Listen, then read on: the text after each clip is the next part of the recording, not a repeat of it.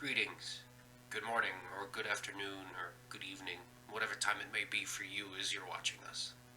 Thank you for being here and joining me. I am Chace Randolph, a science fiction author. My debut novel, The Descendant, is to be released later this year. For now, September is the plan, but plans change, and that's part of why I'm here. Originally, the book was contracted to be released today, March 10th of 2020. We faced some problems with the book, and fortune smiled on the book and have succeeded in the face of adversity. This 6-month delay is not lost time. It gives the publisher and I a chance to complete another draft, another round of edits, or to try to make an audiobook even.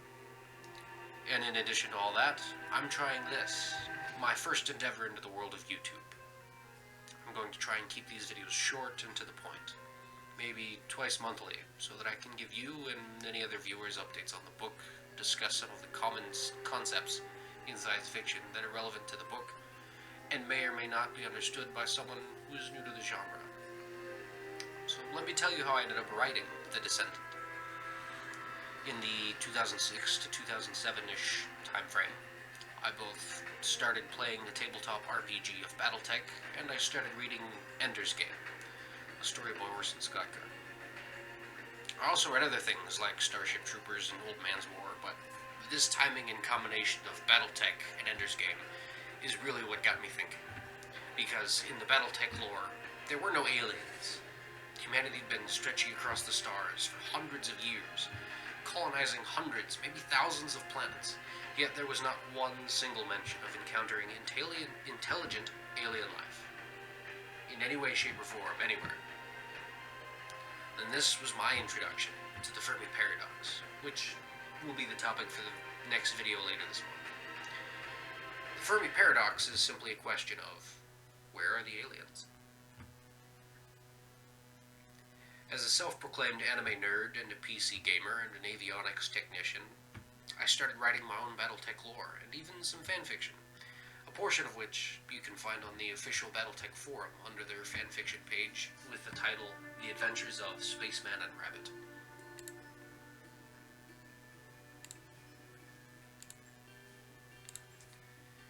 Anyway, none of my friends were as big of nerds as I was, and I couldn't convince anyone to play a serious BattleTech campaign on paper with me. So, I just kept writing my own lore, my own fanfiction. There are many BattleTech games besides the pen and paper ones, such as Mech Assault and Mech Assault 2, which came out on console, or even MechWarrior Online on PC, which I've played all of the above. There's also this strategy RPG, known simply as BattleTech. I love this game specifically.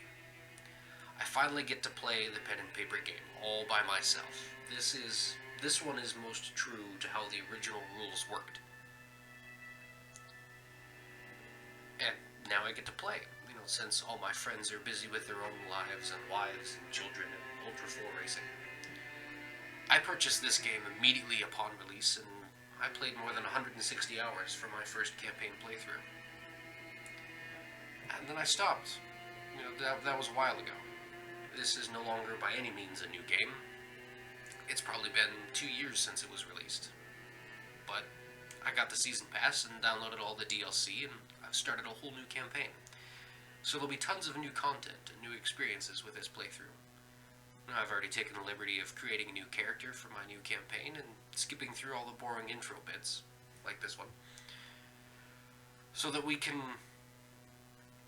use this as a backdrop while discussing science fiction, and you can watch the explosions.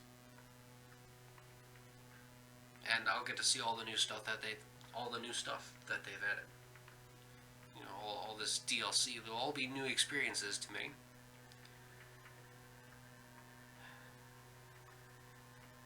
Anyway, speaking of my fanfiction, of BattleTech.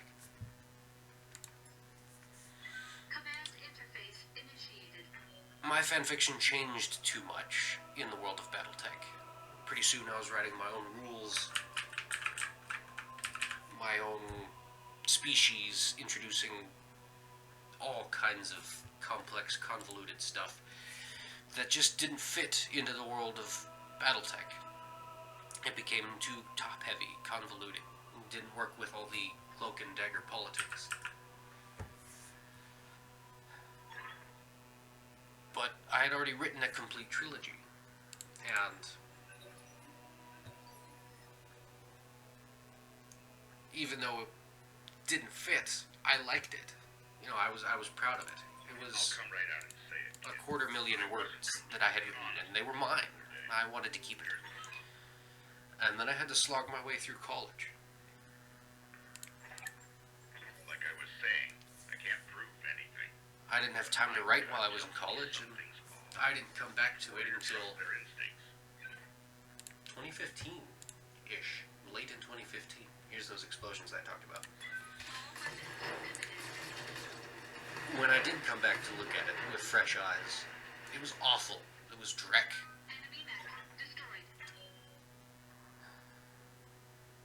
But I took the lore, the characters, and everything I had created, the relationships, the species, and I created something entirely new out of it. Something completely my own.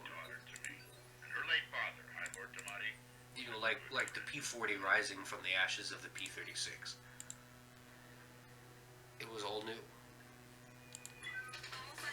You know, the only thing I know more about than science fiction is aviation. You know, my degrees are in avionics technology, and I've been studying flight since I was old enough to read.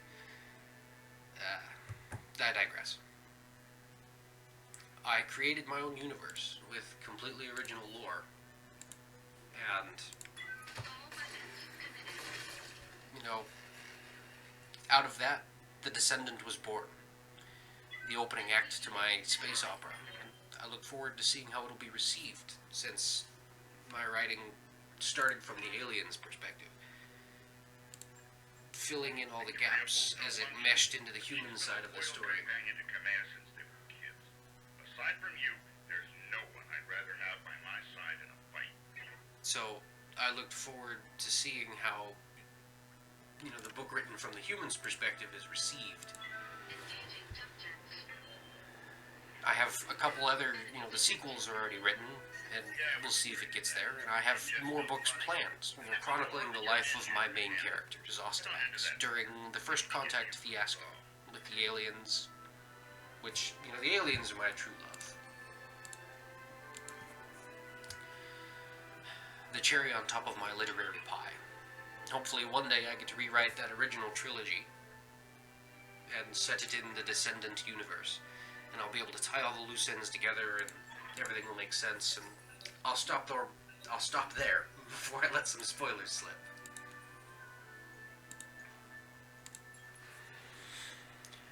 You know, I look forward to seeing you guys next time, where I'll talk a little deeper about the Fermi Paradox and how it pertains to BattleTech and the Descendant.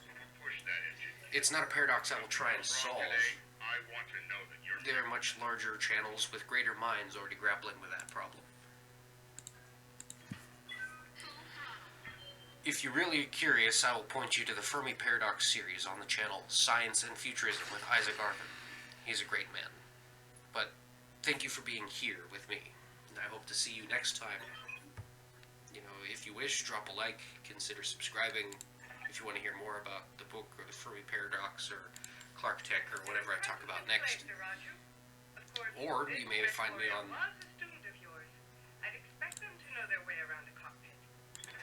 Or you may find me on any of the major social media outlets. You know, look at the links below for my websites, my Tumblr, so on and so forth. Thank you.